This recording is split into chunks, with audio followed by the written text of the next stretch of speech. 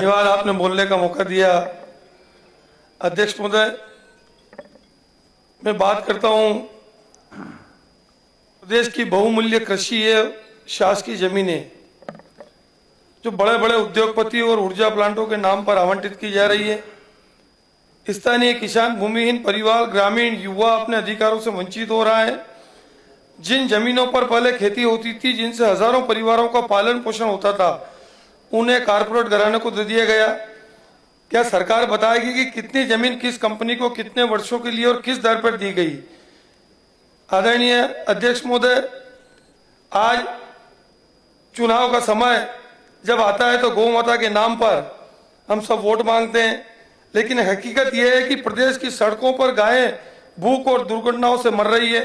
National highway हो या ग्रामीण सड़कें, आए दिन दुर्घटनाएं हो रही है, लोग घायल हो रहे हैं, जनता घायल हो रही है।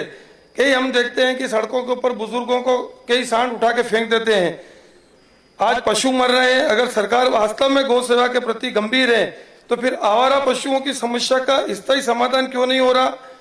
आज गौशालाओं की स्थिति कागजों में या जमीन पर, कई स्थानों पर गौशाला की घोषणा हुई, बजट स्वीकृत हुआ, लेकिन जमीन पर व्यवस्था नहीं दिखती है।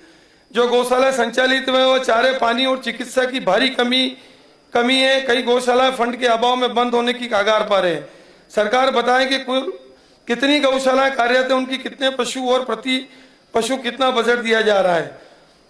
आज कहने को तो हम डबल इंजन की सरकार बोलते हैं, प्रदेश और केंद्र दोनों जगह ये दल की सरकार है। जिस डबल इंजन को कहा जाता है, जब दोनों इंजन एक ही दिशा में है तो फिर समस्या कम क्यों नहीं हो रही है? किसानों की आय नहीं बढ़ी, बेरोजगारी कम नहीं हुई और गौ संरक्षण की स्थिति बदतर है। जनता सिर्फ नारे मिल रहे हैं, समाधान नहीं। अध्यक्ष महोदय, कमलनाथ जी की जब 18 महीने की सरकार थी तो लगभग 1000 गौशालाएं स्वीकृत की गई थी और वो बनी भी है।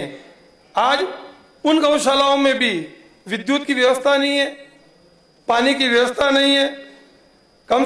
कम समय में भी योजनाओं को जमीन पर उन्होंने उतारा था। यह दिखता है अगर नीयत साफ है तो कम समय में काम भी हो सकते हैं। आवारा पशुओं के संरक्षण के लिए राज्य स्तर पर ठोस और समयबद्ध कार्य योजना लाई जाए। हर विकास खंड में आधुनिक, सुसज्जित और पारदर्शी गौशाला स्थापित की जाए। उद्योगपति को दी गई जमीन की शर्तें और समझौते सदन में सार्वजनिक किए जाए। प्रभावित किसानों को उचित मुआवजा और स्थानीय युवाओं को रोजगार सुनिश्चित किया जाए। सड़कों पर